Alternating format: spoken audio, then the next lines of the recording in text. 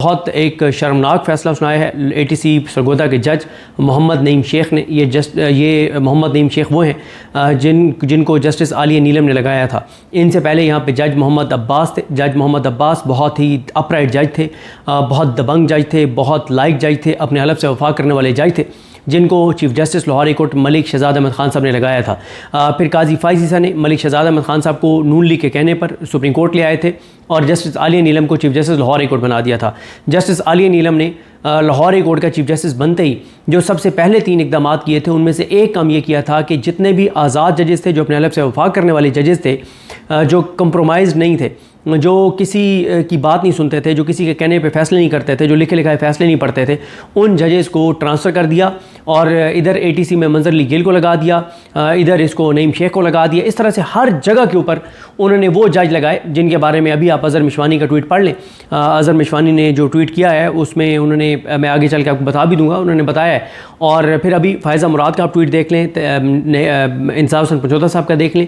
تحریک انصاف وہ بات کرنا شروع ہو گئی ہے جو ان کو کرنی چاہیے تھی۔ آج کے اس فیصلے میں 2 ججز کا بہت کردار ہے۔ Number 1 justice Zia Khan, chief justice Pakistan, Noon League نے جن کو نمبر 3 سے اٹھا کے اور چیف جسٹس لگایا۔ ایسے تو نہیں نمبر 3 سے آپ چیف جسٹس لگ جاتے، پھر آپ کو کچھ کرنا پڑتا ہے، اور پھر انہوں نے کیا۔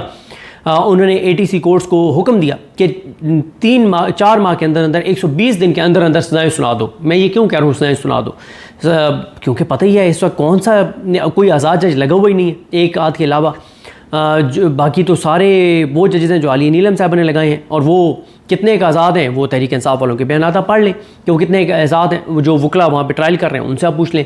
تو آج جج محمد نعیم شیخ نے 36 پی ٹی آئی کے ورکرز کو، جن میں سے 3 عام رہنما ہیں، بلال اجاز صاحب، احمد چٹھا صاحب اور اپوزیشن لیڈر ملک احمد خان بھچر، ان کو 10 سال کی سزائیں سنا دی ہیں، کنوکٹ کر دیا ہے۔ تحریک انصاف کی ایک ایم این اے اور ایک ایم پی کی سیٹ چلی گئی ہے، اپوزیشن لیڈر بھی کنوکٹ ہو گئے ہیں۔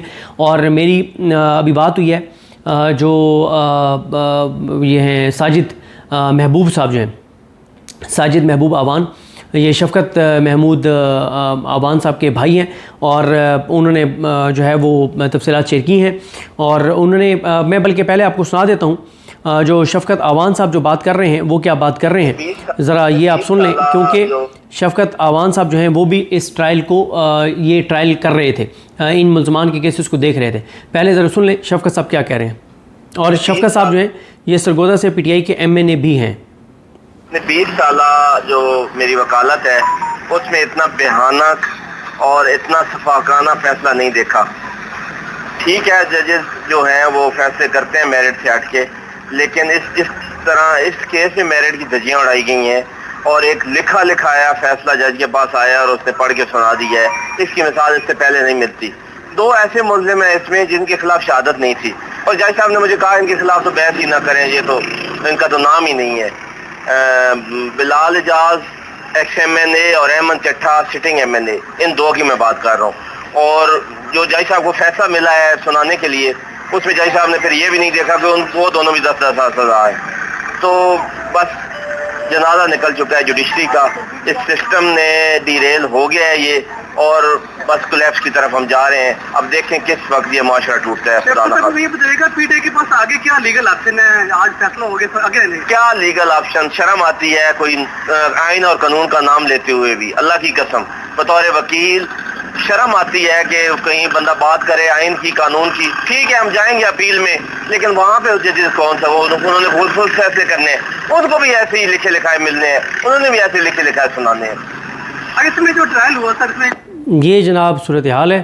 ابھی میں اظہر مشوانی صاحب کے ایک ٹویٹ کا ذکر کر رہا تھا۔ اظہر مشوانی کہتے ہیں کہ جج محمد عباس نے انہوں نے جھوٹے کیسز کے زبردست فیصلے دیے، تو انہیں ایجنسیز نے ہر طرح سے دھمکیاں دیں اور ہراساں کیا، لیکن اس وقت کے chief justice Lahore high court نے ان کا ساتھ دیا اور ایجنسیز کے خلاف ایکشن لیا۔ موجودہ چیف جسٹس عالیہ نیلم نے آ کر چن کر ٹاؤٹ جج لگائے جن کا کام ہی ایجنسیز کے اشاروں پر چلنا ہے۔ اور اس سے پہلے کیونکہ جج محمد عباس صاحب کا ذکر انہوں نے بھی کیا ہوا ہے، یاسر گیلانی صاحب نے بھی، اور انہوں نے بھی یہ لکھا ہوا ہے کہ اس طرح سے جو ہے وہ فیصلے لکھ آیا ہے۔ جیسے مصطفین کاظمی صاحب نے کہا تھا کہ آپ جو ججز ہیں یہ بھی جیسے سی ڈی اے کے ملازم ہیں، جیسے وابڈا کے ملازم ہیں، اسی طرح سے یہ سرکاری ملازم ہیں، اور انہوں نے کہا تھا کہ قاصد چٹھی لے کر آتا ہے اور وہی فیصلہ ہوتا ہے اور وہ پڑھ کے سنا دیتے ہیں۔ یہ مصطفین کاظمی صاحب نے کہا تھا۔ میں ان لوگوں کا ذکر ضرور کرنا چاہتا ہوں جو عام ورکرز ہیں پی ٹی آئی کے، جو عام شہری ہیں، ان میں سے کئی ہیں جن کا جو وہاں پہ موقع پہ موجود ہی نہیں تھے، ان کو بھی بھی 10-10 سال سزا سنا دی گئی ہے. ٹوٹل 39 تھے, 3-4 اس میں ایبسکانڈر ہیں, باقی جو عدالت کے سامنے سب کنوکٹ ہو گئے ہیں. اس کیس میں جن کے نام تھے جن کو کنوکٹ کیا گیا ہے, آگے میں اس کا لائحہ عمل بھی بتاتا ہوں کہ اب اس کا کیا ہوگا. ان میں محمد ولایت ہیں, محمد ضیاء اللہ, ابرار, نعمت اللہ, رب نواز, عبدالستار, اسلم خان, انعام اللہ, آصف, طارق جاوید, احمد نواز, ممتاز خان, مشتاق خان, شفقت اللہ, شوکت حیات, عارف خان, ظفر اقبال, عالم خان, قمر الدین, محسن نوید, محمد ممتاز, عمیر حیات, بہرام خان, شفاء اللہ خان, بلال خان, محمد رفیق خان, عبدالغفور خان, وقاص خان, شہزاد اور عرف شازو, ظفر اللہ خان, نعیم منظور, محسن نواز, ثناء اللہ, ملک احمد خان بھچر اور محمد احمد چٹھا, بلال اجاز, محمد جاوید اقبال, زر خان, محمد تیمور خان. یہ 39 ٹوٹل تھے. ان میں سے 36 جو ہیں وہ کنوکٹ ہو گئے ہیں. اور بڑی ایک مطلب وہ جو بات کر رہے تھے شفقت عوان صاحب, بالکل درست بات کر رہے تھے کہ اب آپ دیکھیں نا کہ کتنی درخواستیں پینڈنگ تھیں. ان سب کی بریت کی درخواستیں پینڈنگ تھیں, دہشت گردی کا کیس نہیں بنتا, ٹرائل ایک کیا جائے, فیئر ٹرائل نہیں دیا جا رہا, مطلب کتنی اپلیکیشنیں پینڈنگ تھیں. لیکن جسٹس یحییٰ خان صاحب جن کو نون لیگ نے تیسرے نمبر سے اٹھا کیا اور چیف جسٹس لگایا, انہوں نے جناب حکم دیا, انہوں نے کہا جی 120 دن میں فیصلہ کریں, لعنت بھیجیں ان ساری درخواستوں پہ جو ان کی پڑی ہیں, بریت والی, فیئر ٹرائل والی, کیس بنتا ہے نہیں بنتا, کوئی ثبوت نہیں ہے, کوئی گواہ نہیں ہے, کوئی چیز نہیں ہے, اور یہ وہاں پہ موجود ہی نہیں تھے. یہ ساری باتیں چھوڑ دیں, 120 دن میں فیصلے سنائیں. اور 120 دن میں فیصلے یہی آنے تھے جو آ چکا ہے. اور ایک ان میں سے ایک فیصلہ ایسا ہے جو آج بھی آ سکتا ہے, جس میں بریت ہو سکتی ہے, ہوتی ہے نہیں ہوتی دیکھنا ہوگا. لیکن ایک ایسا کیس جو ہے وہ ہے, ایک ایسا جج ہے جس سے کچھ توقعات ہیں کہ وہ شاید بری کر دے. لیکن ہوتے ہیں نہیں ہوتے یہ دیکھنا ہوگا کہ کچھ لوگ بری کر دیتے ہیں, کچھ لوگوں کو کنوکٹ کر دیتے ہیں, کیا ہوتا ہے کیا نہیں ہوتا. لیکن یہ آج کا فیصلہ جس طرح سے میں نے آپ کو عرض کیا ہے کہ اب ایک تو تحریک انصاف کی 2 اور نشستیں چلی گئیں, ایک MNA کی. بلال اجاز صاحب کو پہلے جو ہے وہ ڈسکوالیفائی کر دیا گیا, ان کو ڈی سیٹ کر دیا گیا تھا ریکاؤنٹ کے نام پہ. اور احمد چٹھا صاحب آج جو ہے وہ ہو گئے ہیں, ڈی سیٹ ہو گئے ہیں کیونکہ وہ کنوکٹ ہو گئے ہیں. ملک احمد خان بھچر ڈی سیٹ ہو گئے ہیں. اس سے پہلے عبداللطیف چترالی MNA جو ہیں, ان کو یہاں جج طاہر عباس سپرا نے سزا سنائی ATC والے نے جسٹس یحییٰ خان کے کہنے پہ. اور ادھر سے جو جمشید دستی ہیں ان کو الیکشن کمیشن نے جو ہے وہ ڈسکوالیفائی کر دیا ہے. تو اتنی اس وقت اس نظام کے اندر شریف خاندان کی محبت ہے کہ وہ کہتے ہیں ہمیں ہر طرف مریم نظر آنی چاہیے, ہمیں ہر طرف نواز شریف نظر آنا چاہیے, ہمیں ہر طرف شہباز شریف نظر آنا چاہیے. ہمیں پاکستان میں ایک بندہ بھی ان کی پالیسیز کی وجہ سے سارا پاکستان خودکشیاں کر جائے, سارا پاکستان مر جائے, سارا پاکستان تباہ ہو جائے, سارا پاکستان برباد ہو جائے, ملک کو جو ہوتا ہے ہو جائے, دہشت گردی جتنی عروج پہ جاتی ہے جائے, بد امنی جتنی پھیلتی ہے پھیلے, غربت جتنی اور بڑھتی ہے بڑھے, مہنگائی اور جتنی بڑھتی ہے بڑھے, ہمیں اس سے کوئی سروکار نہیں ہے, ملک سے ہمیں کوئی سروکار نہیں.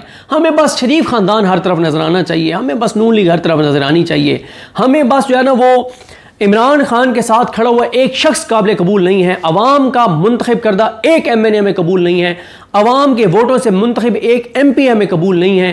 ہمیں بس وہ لوگ پسند ہیں جو شریف خاندان, جن کا کوئی ہے کہ سر یہ لوگ ان کو جتا دیں, سر اس کو جتا دیں, سر یہ, سر وہ, سر فلاں, وہ سارے کے سارے لوگ ہمیں نظر آنے چاہیے. اور عوام جس کو 1.5 لاکھ ووٹ بھی دینا, اس کی کوئی گنجائش نہیں ہے پاکستان میں, کیونکہ عوام کی مرضی نہیں چلنے دینی, یہ فیصلہ ہو چکا ہے. مرضی امریکہ کی چلے گی, ہم ان کو منرلز بھی دیں گے, ہم اس کو نوبل پرائز کے لیے نامزد بھی کریں گے, ہم عافیہ صدیقی کی سپورٹ سے بھی وڈرا کر گئے, ہم جو ہے وہ اسرائیل کو تسلیم کرنے کی باتیں بھی کر رہے ہیں, ہم امریکہ حکم کرے گا تو ہم افغانستان کے اندر بھی جو ہم کر سکیں گے ہم کریں گے, اپنے قبائلی علاقوں کو بھی اب ہم دوبارہ الگ کر کے KPK سے اور اس کو الگ کر دیں گے.